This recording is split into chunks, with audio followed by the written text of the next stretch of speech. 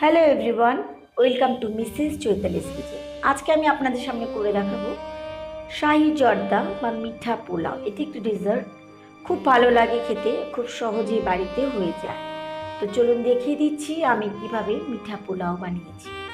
মিঠা পোলাও বানানোর জন্য সবার প্রথমে আমাদের নিতে হবে বাসমতি রাইস নিচ্ছি আমি। আপনারা চাইলে যে কোনো পোলাওয়ের চাল ইউজ করতে পারেন। আমি এখানে 2 ঘন্টা মতো চালটা ভিজিয়ে রেখেছিলাম। এবার তার সাথে যা লাগবে আমাদের, এখানে নিয়েছি আমি 1 কাপ চিনি, কিছু নিয়েছি ড্রাই ফ্রুটস আমার পছন্দের, আর লাগবে আমাদের ঘি। ঘির পরিমাণটা আমি রান্না করার সময় বলে দিচ্ছি।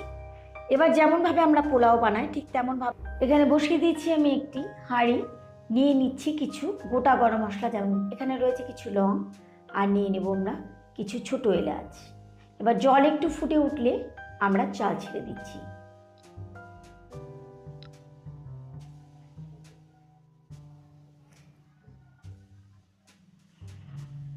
এবার সামান্যভাবে একটু নেড়ে চেড়ে দিয়ে এবার আমরা দিয়ে দিচ্ছি শাহি জর্দার ফুড কালার। এখানে রয়েছে জর্দার কালার, আপনারা ইয়েলো বা অরেঞ্জ যে কোনো কালার অ্যাড করতে পারেন।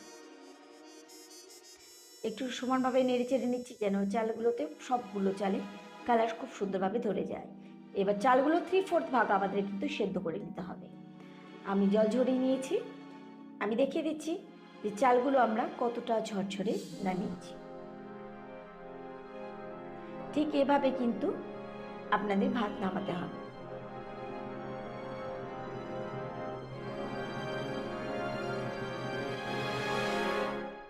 এবার চলে যাচ্ছি গ্যাস ওভেনের কাছে, বসিয়ে দিচ্ছি একটি ফ্রাই প্যান, আর নিয়ে নিচ্ছি আমি আগে থেকে কিছু সামান্য ঘি ফ্রাই প্যানের মধ্যে, আর তার সাথে আমি এখানে আবার 1 চামচ ঘি দিয়ে দিচ্ছি। চালের পরিমাণটা যত বেশি হবে ঘির পরিমাণটা কিন্তু ততটাই বেড়ে যাবে। আমার যেহেতু এখানে কম চাল, সেজন্য আমি কম ঘি নিয়েছি। এটা আপনাদের উপর নির্ভর করছে কতটা ঘি আপনারা দেবেন। ঘি একটু গরম হয়ে গেলে এবার আমরা ছেড়ে দিচ্ছি চিনি। আমি 1 কাপ চিনি নিয়েছি, মিষ্টিটা কম বা বেশি বাড়িয়ে কমিয়ে নিতে পারেন। ঘি খুব একটা কিন্তু ফুটতে দেওয়া যাবে না, ঘি হালকা গরম হতে হতে আমরা দিয়ে দিচ্ছি চিনি। চিনিটাকে খুব ভালোভাবে ঘিয়ের সাথে মিশিয়ে নিতে হবে।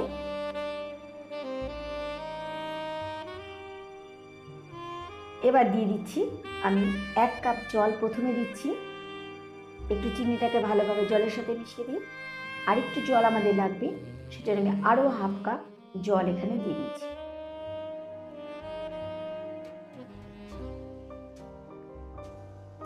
জলটা খুব একটা পাতলা দেবেন না, এমন পরিমাণে দেবেন যেন চালগুলো ডুবে থাকে। এবার মেল্ট হওয়া পর্যন্ত আমাদের একটু ওয়েট করতে হবে। যখন একটু জল মেল্ট হয়ে যাবে, এটা কিন্তু ঘন করে কোনো একতারে চাশনি বানানোর দরকার নেই, জাস্ট হালকা একটু চিনিটা মেল্ট হয়ে গেলেই আমাদের হয়ে যাবে। এবার আমরা চালগুলো ছেড়ে দিচ্ছি।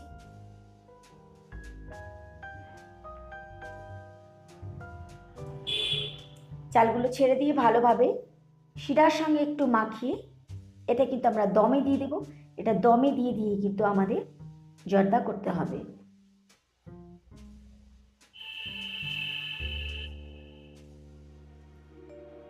এবার আমি ঢাকা দিয়ে দিচ্ছি। স্টিমটা একদম মাঝারি স্টিমে করবেন। একটু পর পর উঠে উঠে, আর যদি কোনো রকমের আপনাদের ঢাকনায় ফুটো থাকে তাহলে কিন্তু এভাবে ফুটো বন্ধ করে দেবেন।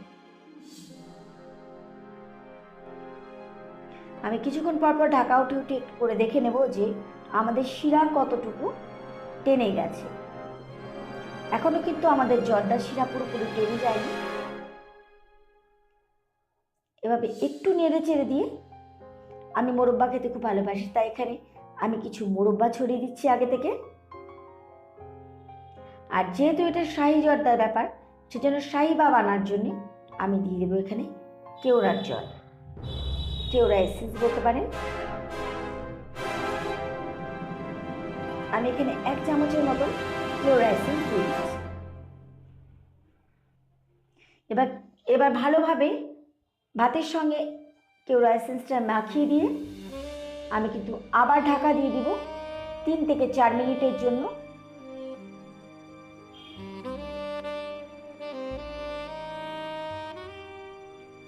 এটা কিন্তু ভাপে ভাপে পুরো শিরাটা টেনে যাবে।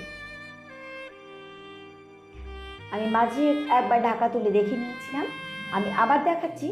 আমাদের কিন্তু আরেকটু একটু ভেজা ভেজা আছে, সেজন্য এটা কিন্তু পুরো ড্রাই করার জন্য আমি কিন্তু এটা আবার ঢাকা দিয়ে দেব। এবার ঠিক 2 থেকে 3 মিনিটের জন্য আমি ঢাকা দেবো, কেন মোটামুটি কিন্তু আমাদের শিরা অনেকটাই টেনে এসেছে। ঢাকা দিয়ে দিচ্ছি যেন আরো পুরোপুরি চটচড়ে হয়ে যায়।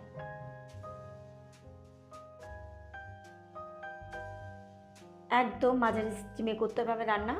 দেখুন আমাদের পুরোপুরি কিন্তু শিরা টেনে গেছে, আমাদের জর্দা কিন্তু একেবারে ঝরঝরে হয়ে গেছে।